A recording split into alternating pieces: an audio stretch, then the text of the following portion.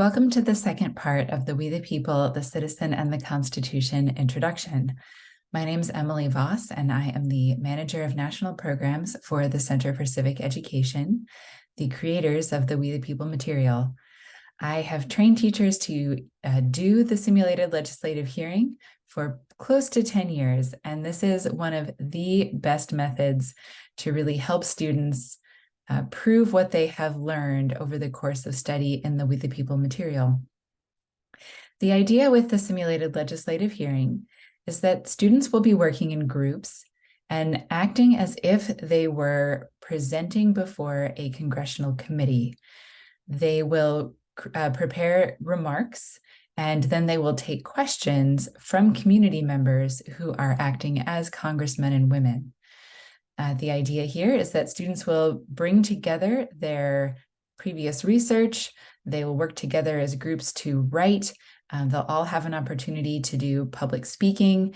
And in the end, they will prove to themselves really just how much they know and how well they understand the constitutional issues they've been studying.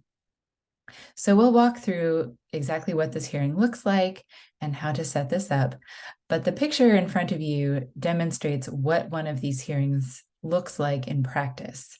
The 5 young ladies on the right are the representatives from their particular school, and they are giving their remarks to the 3 individuals on the left who are serving as the mock congressmen and women. So how do students prepare for this project? So you would, as the instructor, subdivide your class into groups of 3 to 6 students, depending on how large your class is. We generally like to have between 3 and 4 students, just because this will give more of them an opportunity to speak. But if you do have a very large class, it's perfectly fine to have a number of 5 to 6 in each group.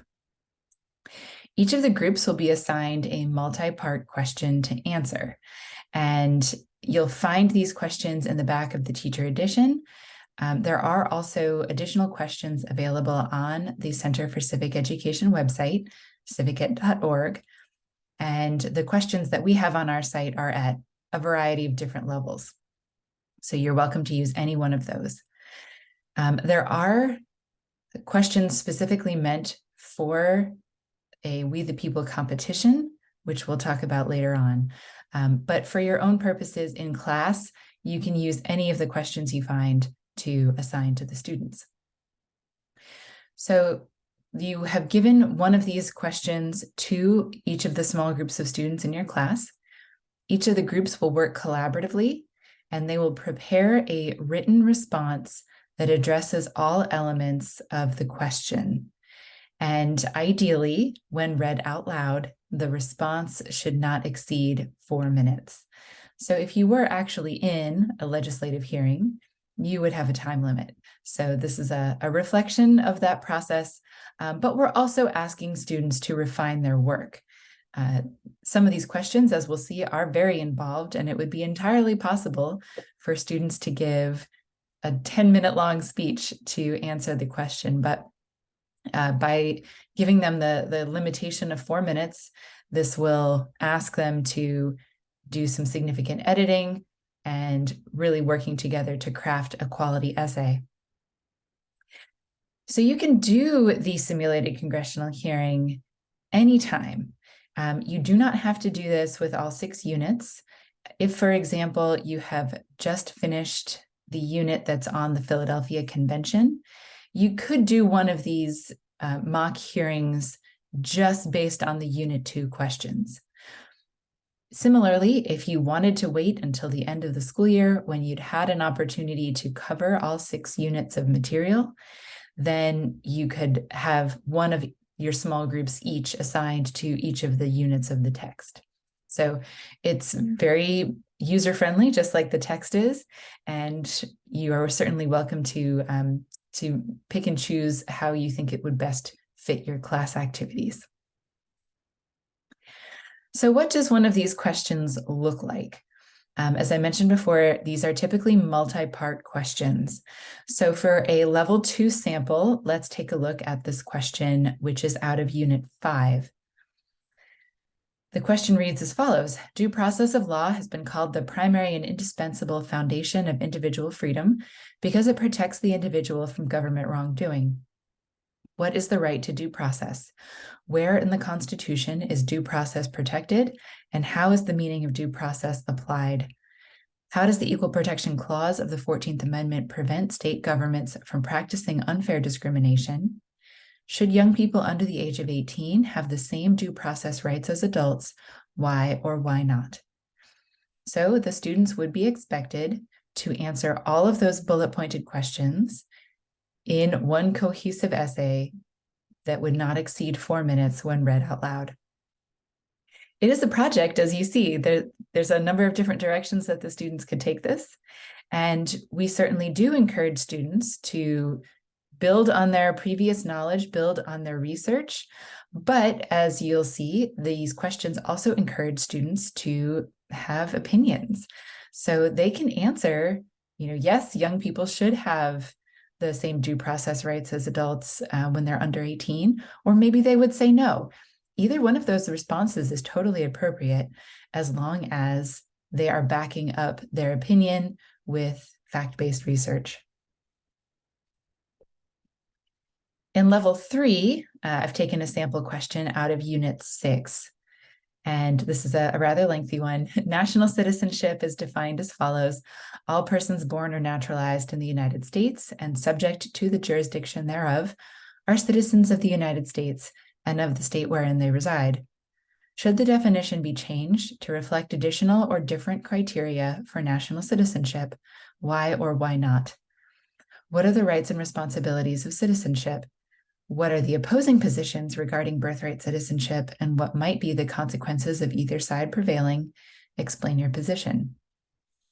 So you'll see at this point, we're looking for the high school students to do some higher thinking here and to lay out opposing positions, and then to tell us which of those positions do they support and why do they support those positions. So really interesting questions. There's a variety that you can choose from. No matter what, they'll all require students to start with the text, go back to the textbook, go back to the units they were studying, and then from there, they could do additional research outside of the textbook as well. This activity could be as long or as short as you need it to be.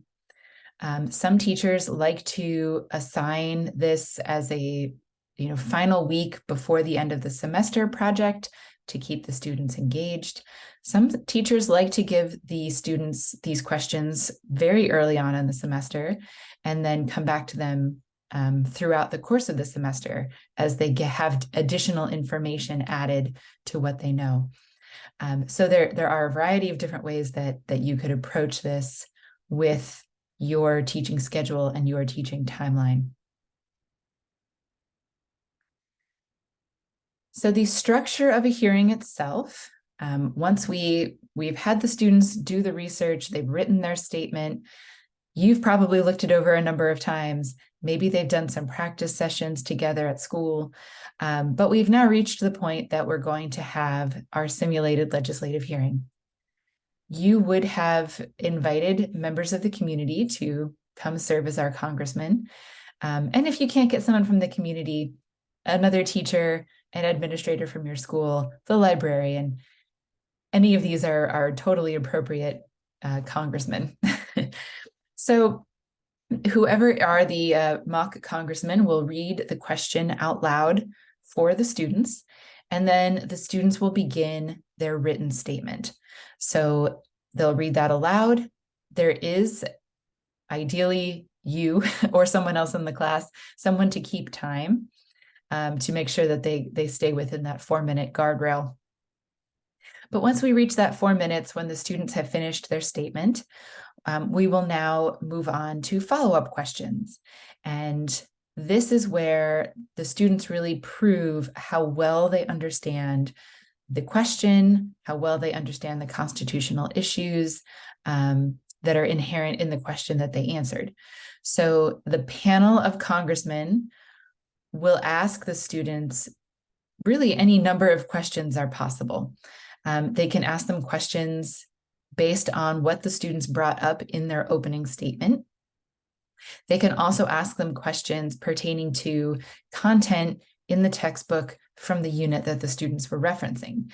So in that citizenship question a moment ago, that it would be entirely appropriate for the community congressman to ask them questions that came out of the Unit 6 of the textbook, but that the students did not necessarily reference in their opening statement. So this is an opportunity for those community members to push the students a little further and perhaps give some more examples or expand upon some examples that they brought up in their opening statement. A variety of different things could happen here, but the students and the community members really do engage in conversation during those 6 minutes. And during those 6 minutes, we're looking to hear, if possible, from all members of the group. So they have worked together to craft their opening statement. They should work together to read that opening statement out loud. And then during that follow-up period, we should hear from everybody in the group. So this is the part where if you have a smaller group, we're going to hear a little bit more from each individual student. If you have a larger group, we might hear from fewer students. It's entirely okay. Once we hit the end of that 10 minutes, the hearing is officially over. The community members who are acting as your panelists, they will provide feedback to students in the moment. And typically that feedback is, praising them for the work that they did, pointing out, there might be some finer points of detail that the students, if they were confused about something, maybe the panelists can clarify that for them. But really, we're just encouraging the students. We're saying, this is a great job you did. Thanks so much for putting this together. We appreciate your opinion, things of that nature. And then if this is a competitive setting, then your panelists will provide comments on a scoring rubric.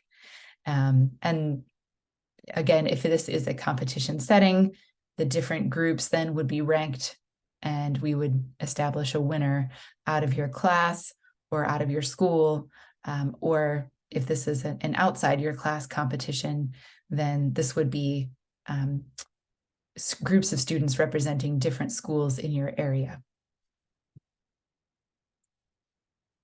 All right, so I'd like to play a couple of examples of what these hearings look like in practice. So the first one I have to show you is from Indian Hill Middle School in Ohio, and I'll do my best with the volume. It is a little low, but this is a perfectly accurate presentation of how a middle school group would proceed. This group is addressing a question that has to do with the compromises made at the Philadelphia Convention. So that's where they kick off in this video. Southern State Convention. Next, answer what parts of the Constitution are the results of compromises that settled disagreements between the northern and southern states. And lastly, do you think the framers should have made those compromises? And then please tell us why or why not. Well, first off, the Philadelphia Convention was set up because the Articles of Confederation, they weren't serving the country well. They gave Congress virtually no power, and the power that it did give us, most of it was state government and not national and federal government. And in 1786, the United States went bankrupt from the war debts of the Revolutionary War. And the two main disagreements between the northern and the southern states were about tariffs and slaves. These disagreements were based off of economic differences and systems.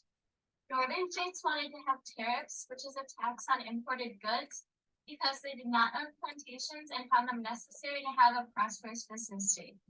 They thought that the tariffs were necessary because it would increase their revenue.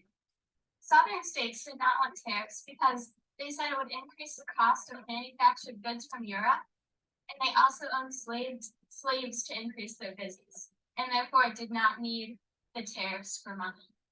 The southern states wanted the slaves for their plantations and farming so that they could get all the work done without having to pay the workers.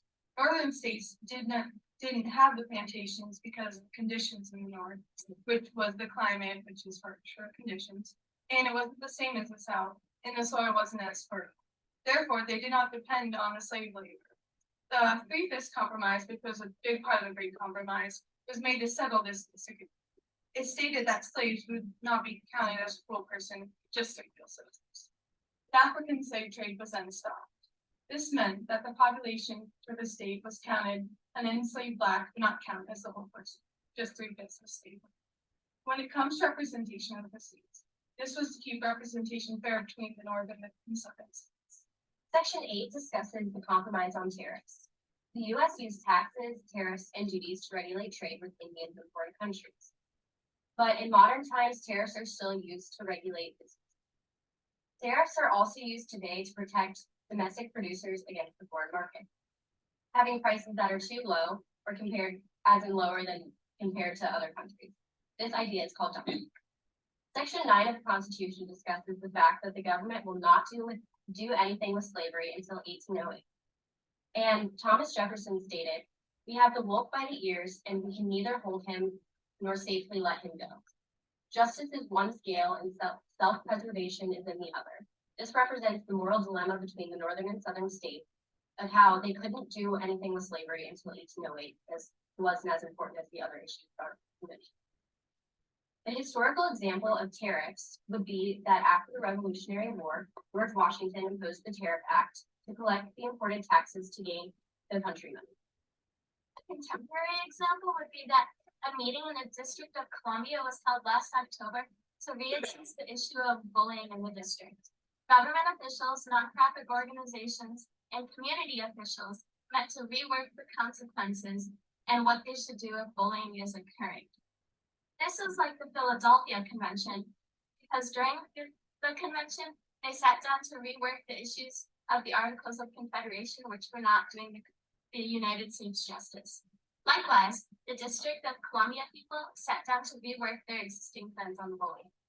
And the compromises that they stated, we do believe they were necessary at the Philadelphia Convention because it's the best way for the United States to kind of get what those sides want. There's not, if one side gets it, then it's not really fair for the other. The compromise does serve the purpose, even though it doesn't make everyone happy, but it creates the happy medium. And we do also believe it was necessary because they're still used today.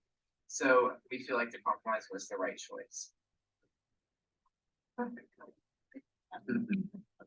so now we'll just move into the question where we ask you guys a question. I'll start. You made a good point. First of all, I really liked your quote about Thomas Jefferson. Yes. And in that you said that the idea back then was that slavery was not as important as all the other issues. Why do you think that was? I just feel like that the dispute between the northern and southern states was that the South wanted slavery and the North didn't. And there were many other things going on, such as the representation with slavery. And that was a big enough issue that they felt like getting rid of slavery overall would be even a greater issue. So they felt that the Three-Fifths Compromise was a compromise, which means neither side is happy. But they felt the need to just do this instead of just getting rid of slavery as a whole or keeping it as a whole, because that didn't make anyone. Just to follow up on your answer, anybody can answer this question, but what do you think should have been done? Do you think the Three-Fifths Compromise was the best thing to do there, or do you guys think they should have just abolished slavery altogether at that point? Well, I think if they abolished it, like worse problems could have happened, and that's not really what they needed then. So I think that was a good choice to make for what was going on in the circumstances. The Constitution is sometimes described as one big compromise. How should leaders decide when to compromise and when to hold firm? What's your answer? I think that depending on the issue that's being disputed, like slavery was a good thing to compromise because the disputes were so large that no matter what you did, you couldn't really make anybody happy. But if there's a solution that can be done other than a compromise that could just solve the problem altogether, then I think that should be done. Yeah, I feel like a compromise works a little bit better with the bigger problems, such as slavery, as she stated, because if one side gets their way on the big idea of slavery, then you're going to create even a bigger problem. So I feel like the compromise on the bigger problems was a little bit better than on smaller problems. Yes, you're dealing with people with very strong opinions on certain sides. So you want to at least make them a little bit happy so there's not even larger problem created. Compromise support for conflict with the fundamental principle of representation. Could you repeat the question? Does compromise support or conflict the fundamental principle of representative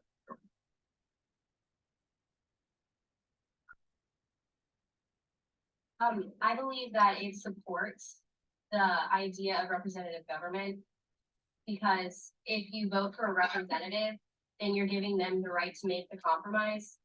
And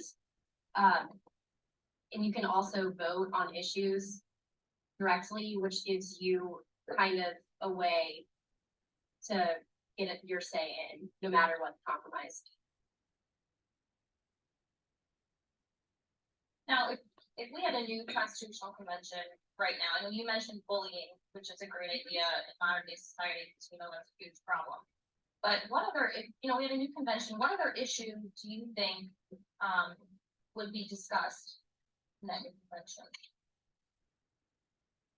I think modern problems, maybe like texting and driving, and more problems with teens because those have like not every problem, but kids and like Facebook and cyber bullying, like as we said before.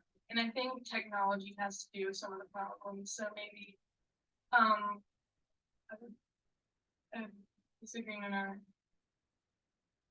I think that in general, the advancement of technology would be brought up because how do we know like how much technology is too much? Because right now, just with texting, we have big issues with driving. And I also believe that an issue that would be brought up that is kind of an issue right now in Washington is the right to bear arms because there's a lot of dispute going on about that. And I believe that that would be an issue that would be definitely brought up. And going back to the technology, I feel like technology would be a big topic discussed because it's negative impact and it also has a positive impact based on like its use of learning in schools and stuff. So I feel like that would create controversy, whether it's good or bad. Following up on your question, if there was another convention being called, what group should be included? And how should that be decided? I think that the people should be able to vote for representatives or even just use the House of Representatives because people are voting for what they want to be heard in this convention. And that's really what the government is all about. It's for the people. So I think that that should be a big factor. I think that almost anyone should be able to, because if we're able to vote for everything, then why not everybody vote on or be included in the decisions that are being made? Yeah, everyone should have a say in what they believe. So you have a convention with 200 million people. I mean, what is the population? 220 million people. I mean, is that practical, or how would you decide which of those individuals should represent you? Don't get that answer that. Something to think about.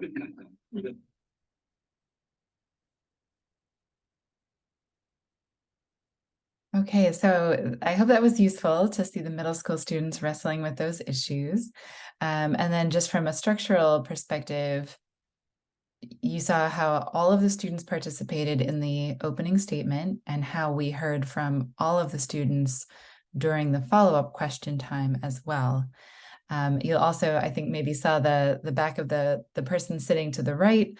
That person was the timekeeper, so she was holding up a sign to let the students know that they had reached the end of the 10 minutes. So that was just an example of some middle school students wrestling with the issue of compromise. Now let's take a look at a high school hearing. And this one will be a little bit more formal because this is from the final round of a competition. But we'll see a very clear demarcation between younger students and older students wrestling with different questions. Southern States Convention.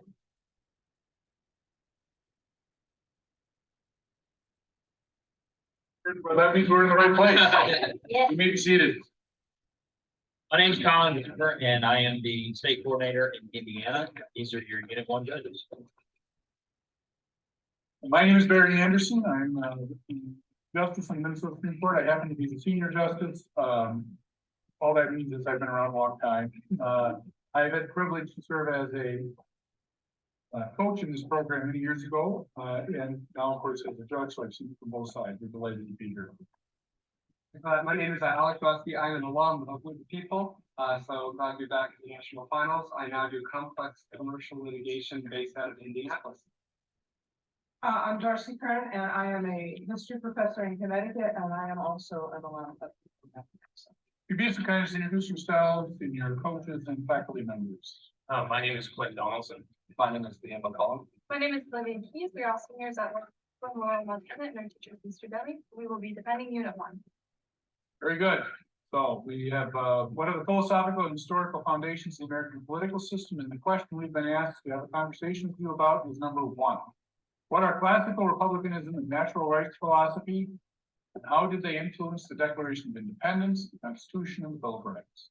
Which, if either of these two sometimes competing philosophies, has prevailed in the United States since the founding period? Explain your position, give evidence to support it. What contemporary conditions of American society and governance, if any, can be attributed to the tension between classical republicanism and natural rights philosophy? Explain your position, give evidence to support it. Is the timer ready? Ready? We are ready. I hope you are too. We look forward to listening to you. Very good. In the words of Lysander Spooner, natural law is the science of which alone can tell us on what conditions mankind can live in peace. Because of each person's ability to utilize reason, man has recognized a law by which each person is equal in dignity under that law. Through reasoning, this law must exist as a protection of each individual and is necessary to keep peace. Included in this law are the rights to life, liberty, property, and the pursuit of happiness, all of which are recognized in the Declaration of Independence. This theory of classical liberalism, the protection of natural rights by limitation of government, is the belief that no individual is a subordinate. This was affirmed in our Declaration of Independence by saying that all men are created equal. The Declaration also references natural rights, which justifies the ability to appeal to heaven and disband from any unjust government and create one that protects individual rights. This was the founders' general belief on creating our government, saying in the Declaration of Independence that to secure these rights, governments are instituted among men. The Anti-Federalists claim that these rights must be enumerated into the beginning of the Constitution to ensure that the government will not abridge these rights. Thomas Paine stated that government should have limitations and enumerated powers because a principle found in nations suggests that the more simple government is, the less liable it is to be disordered. Aristotle believed that human beings are not self-sufficient and are always found living in association with one another in a form of political rule. Because of this interpretation, a government that promotes the general welfare and common good of its people is the best type. To do so, this government must promulgate morality and civic virtue through education to ensure that everybody will strive for the great end, which Aristotle believed to be happiness for all. According to classical thinkers, republicanism can only exist in small, uniform communities. The federalist system proposed by Madison would allow for these small communities to have a voice on a national and national government. There would be a balance of power between states and the national government, having representatives from small communities act as delegates for their beliefs on a large scale. Hamilton's idea of an electoral college would also allow for these small communities to have a voice in our elections. The Constitution provides the government many powers to promote the common good. Examples of this would be the welfare clause and state government's ability to use police powers. The two conflicting philosophies, classical liberalism and classical republicanism, were combined by the great thinkers of our country. Thomas Jefferson and James Madison recognized that a republic was the best type of government, but they both believed that agrarian aspects of life demanded individualism. Systems such as capitalism allow for individuals to act alone while still benefiting society through self-enlightenment and a sort of forced altruism. The ideas of classical republicanism and natural rights are combined in the Bill of Rights with the founders' interpretation that universal good is best achieved by the protection of natural rights. The principle of the common good and the principle of individual rights do sometimes conflict with each other, as some interpretations of the common good put security above liberty, and some put liberty above security. One example of hiking our security over liberty was the passage of the Patriot Act after the 9/11 attacks. The idea is that the government would protect its citizens by restricting certain liberties, but the founders believed that the security of citizens would require the protection of individual liberties. Our nation has progressively moved away from this interpretation as we lose the understanding of the fundamental importance of liberty. The problem with the current interpretation is that when we must exchange liberty for security in the name of the common good, is that the common good is subjective. To protect all interpretations of good, the individual's liberties must be protected because individuals make up both the minority and the majority. As Benjamin Franklin stated, those who give up essential liberty to purchase a little temporary safety deserve neither liberty nor safety. We are now ready for all questions. Thank you. Is it 300 million or so, plus or minus, people in America today? Is it possible to have republicanism in our diverse society? Are you referring to classical Republican principles? Yeah. Yes, I completely believe that classical Republicanism ideas are easily implemented into any form of society. There's kind of this common thought that classical Republicanism is interpreted in small communities and just small communities alone, but I believe that no matter if you're in New York or home state of Montana, that you find kind of a developed sense of community, smaller communities within large communities. So you have, I would say that you have, I was just in San Francisco last week, and an example of that would be the fact that they have Chinatown, which is tends to be typically like-minded people who share like-minded values. And an example of classical republicanism today that we do have in a nation, as we stated in our prepared remarks, is a federalist system where states which are represent small communities can have a voice on the national scale through the electoral college. And there are areas where we do see classical republicanism at work and in tension with natural rights. I believe this in the public school setting. We do promote education. It is provided by the federal government, but there are certain limitations on what can be educated. You can't educate religion, for instance, because of this individual right that is provided by natural rights. And to elaborate on what my colleague says, another sort of typical characteristic of classical republicanism would be moral education, and obviously schools, because morality means different things to a lot of people. That's why we don't have state implemented religion or government implemented religion whatsoever. I believe that communities do have a certain role in enforcing a certain type of moral education just because of like-minded communities sharing usually the same values. Yes, sir. Yeah, I have a question that's a bit along those lines, but you said that simple government is less liable to be disordered. The modern US government is probably, I don't know anyone that would define it as simple. So is it disordered from natural rights and classical republicanism? And if so, what would you do to restore that? Absolutely. I was actually talking about this with some of my colleagues, and I actually have set up a hierarchy. I believe that we have actually moved away from the checks and balances that are implemented in the system, and we now have the executive branch being the most powerful, the judicial being the second, and the legislative branch being the third. I believe that the legislative branch has almost given up most of its powers to these through the workings of interpretation of the judicial branch. And the ability for the executive branch to quasi-legislate along with the judicial branch is an example of this. We have unelected people within our government who are making laws. And this is an example of something that Thomas Paine would have thought would be disordered.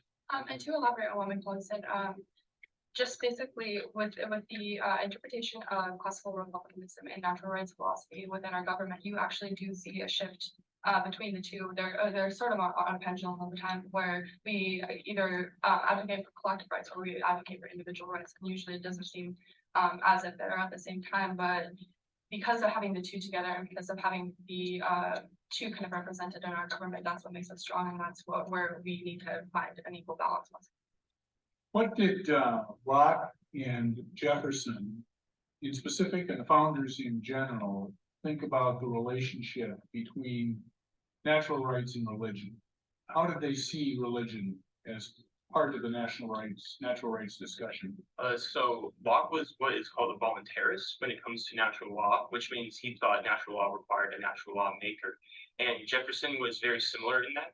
He believed that although religion should not be forced on someone, he also believed that it does play somewhat of a role in government due to his belief that natural law, which is what government is instated to enforce, he believes since that is true, then religion does play some sort of role in government. And we just actually went to the Jefferson Memorial, and one of the quotes provided there on the wall suggests that though he does believe in God, he believes enforcing a religion on a certain person is actually against his belief and his religious system itself. And he thinks that coercing someone into these beliefs goes against liberty and every principle that we have discovered under this natural theory of law. I answer what my colleague said from the reading I'm doing just recently out of our textbook.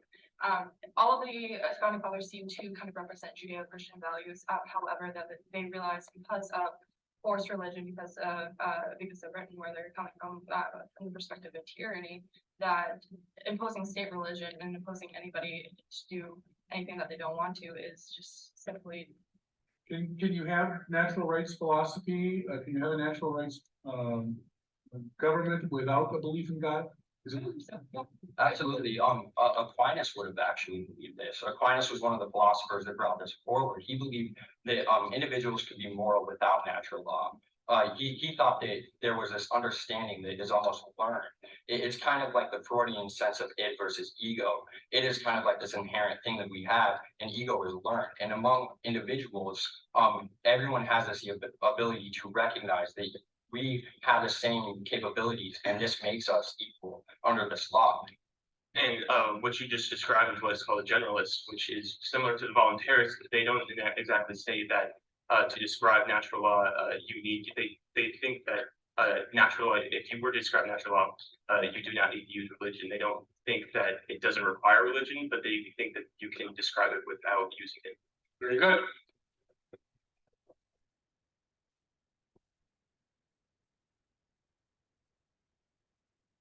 Okay, so there we have the high school version, and you saw there that the students were very clearly drawing on a variety of different background research, textbook research, personal experience. All of that was coming in that follow-up period of questions. So I hope you found it useful to see the students wrestling with those issues at both levels. All right, so when we have the panelists, our mock Congress people, and in a competitive setting, we have the judges, what are they looking for when they are seated across from the students? And there are 6 areas in which the panelists would provide feedback. Number 1 is understanding. So to what extent do the students demonstrate that they understand the issues involved with the initial question? Constitutional application. So we are looking for students to appropriately apply their knowledge of constitutional history and principles. Not every question always specifically references something verbatim in the Constitution, but there will always be a constitutional principle at play. So we do want students to be able to accurately explain that. We're also looking for good reasoning skills. And this is the extent to which students' arguments reflect logical and critical thinking. And this typically comes through more in the follow-up period than it does during the prepared statement. We're looking for good supporting evidence, and this is appropriate historic examples, appropriate modern day examples, illustrations. Maybe they reference a Supreme Court case. The other students referenced other readings that they had done. All of that is appropriate supporting evidence for a hearing. We've talked before about participation, and we are looking for the extent to which we heard from everybody in the group. And this is it's less knowledge-based. This is really more to do with an important civic skill that we want the students to be able to develop. And this one's interesting because it can be really challenging for some students who like to jump in to take a step back, take a beat, make sure that their fellow panelists have an opportunity to speak. And likewise, it can be really challenging for some students who are not used to jumping right in to be able to jump in and respond. So this is a useful skill for students to learn, and that they can certainly apply in other areas of life moving forward. Finally, we are looking for responsiveness. So the extent to which the students fully address the main questions and the judge's follow-up questions. Now, the main questions are never going to be yes/no questions. They're always going to be open-ended, and the students have plenty of opportunity to be responsive there. And in most cases, the follow-up questions are also pretty open-ended. Sometimes the students will expand a great deal, and sometimes, especially if they don't know the answer, then they might not be so forthcoming. But these are the things that we're looking for when we're experiencing a hearing. So what is the impact of the experience of We the People, including the simulated hearing?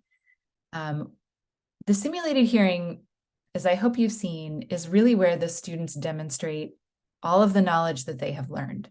So this is their opportunity to really synthesize and to piece together disparate parts of the information in the textbook. And when all of this is at the end of the day, the students' test scores in civics and government do improve. We've seen a 51% improvement in middle school students' test scores, and in equal one for high school students as well. We have 75% of middle and high school students reporting that they pay more attention to what's going on in government and politics because of their experience with We the People. We also have students reporting that they feel more prepared to become involved in their local communities. So they are learning additional important civic skills that will allow them to actively participate in the future. And we've also had students report 92% of them vote or have the intention of voting if they are under voting age.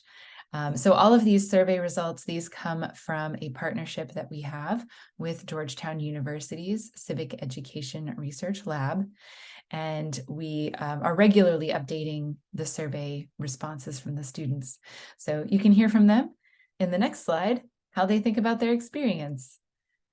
So we have asked students before, what is one word you would use to describe your experience with We the People? And they came up with everything from enlightening, fun, beneficial, transformative, profound, humbling, provocative. These are all unprompted, so it's great to hear that this has been the students' experience with the program. Some additional resources that you might find helpful that I'd like to point out to you. We have a We the People open course that provides additional context for every lesson in the textbook. You can reach that at learn.civiced.org, and it's free. You can sign up and take that course anytime you like. We also have additional student and teacher resource centers and bonus lesson plans on our website, civiced.org. You'll also find a variety of live professional development events. We have at least 2 per month scheduled starting in the fall of 2023. So we look forward to hopefully hosting you at one of those events. You'll also find resources to help you plan and carry out hearings in your classroom. And so those resources might be materials to invite a guest judge or additional materials that have been provided by other teachers of We the People in the past. And to find out more, you can always reach out to your state coordinator. Your state coordinator, if you do not already know who that is, can be found at our website, civiced.org. We have a drop-down menu for We the People, and the drop-down menu will allow you to connect to your state coordinator. Many state coordinators offer professional developments, both virtual and in person, that you could attend throughout the course of the year. And depending on their availability, they may be able to work directly with you to help you set up a hearing in your classroom. Thank you so much. We wish you the best as you embark upon your We the People journey. And we also are welcome to answer any questions that you might have. Please reach out to us at programs@civiced.org if you have additional questions, or if you need help setting anything up. We're happy to do that for you. So thank you so much for watching, and we will see you in the classroom.